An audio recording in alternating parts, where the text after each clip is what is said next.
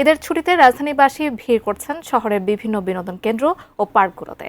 গুলিস্তানের শহীদ Motiur park থেকে বিস্তারিত জানাতে সহকর্মী সাইমুম জান্নাত প্রভা আমাদের সঙ্গে এই মুহূর্তে সংযুক্ত হচ্ছেন। প্রভা, যে বিনোদন কেন্দ্রগুলো আপনি ঘুরে বেড়াচ্ছেন সেখানে মানুষের উপস্থিতি এবার কেমন দেখতে পাচ্ছেন এবং কেমন স্বতঃস্ফূর্তভাবে তারা ঈদ পালন করছেন, নিশ্চয়ই আমাদেরকে জানাবেন। শহীদ মতিউর স্মৃতি পার্কে এবং এখানে কিন্তু আমরা দেখতে পেয়েছি যে অসংখ্য দর্শনার্থী এখানে এসে ভিড় করেছেন এবং এই পার্কে কিন্তু বেশিরভাগই এসেছেন এখানে শিশুদেরকে নিয়ে অভিভাবকেরা, তাছাড়াও বড়দেরও ভিড়ের দেখা মিলেছে। এখানে কিন্তু শিশু পার্কের বিভিন্ন রাইডের পাশাপাশি এখানে কিন্তু আমরা দেখতে পাচ্ছি যে একটা ছোট্ট লেক মতন আছে এবং এখানে দেখতে পাচ্ছি পানির উপরে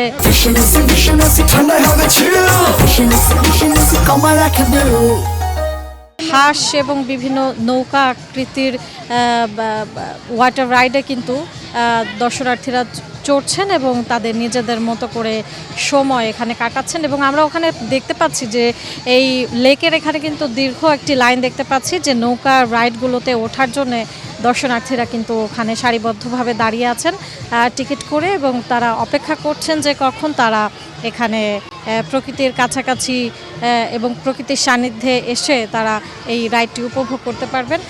পুকুরের লেকের এই পাশে ছাড়াও এখানে কিন্তু দর্শনার্থী আসার কারণে ছোট ছোট দোকানপাটও রয়েছে এবং এখানে ঘোড়া এবং শিশুদের জন্য বিভিন্ন রাইড সহ এখানে যেটা ডিফারেন্ট রয়েছে সেটা হচ্ছে এখানে ভূতের বাড়ি নামক একটা জায়গা রয়েছে যেখানে বাচ্চারা সারিবদ্ধভাবে দাঁড়িয়ে যেটা ভিতরে ঢুকছে এবং সেখানে তারা ভয় পেতে পছন্দ করছেন মূলত।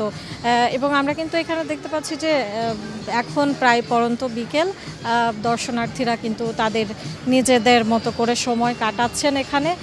অনেকে যারা ক্লান্ত হয়ে গিয়েছেন এখানে বসার জায়গাও রয়েছে, তারা কেউ কেউ বসে বিশ্রাম নিচ্ছেন বা খাওয়া দাওয়া করছেন।